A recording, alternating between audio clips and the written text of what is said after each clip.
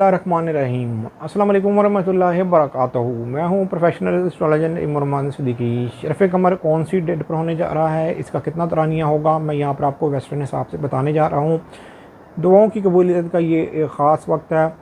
अगर आपने कोई एग्रीमेंट वगैरह करना है तो इस टाइम के अंदर आप सिग्नेचर वगैरह कर सकते हैं।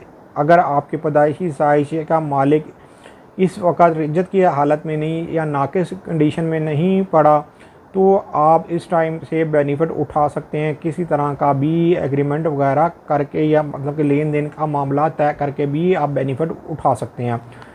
वो लोग जो लोग स्टॉक्स ख़रीदना चाहते हैं वो इस टाइम के अंदर स्टॉक ख़रीद सकते हैं। मतलब कि अगर कोई ऑनलाइन बिज़नेस करते हैं तो इस टाइम के अंदर भी बेनिफिट उठा सकते हैं।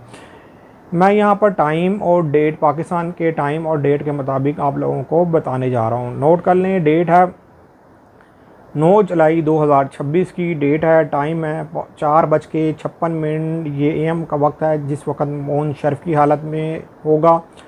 और 6:38 ये भी AM का वक्त होगा। 9 जुलाई 2026 की डेट होगी जिस वक्त ये शर्फ की हालत से बाहर निकलेगा। ये 1.5-2 घंटे का टाइम होगा।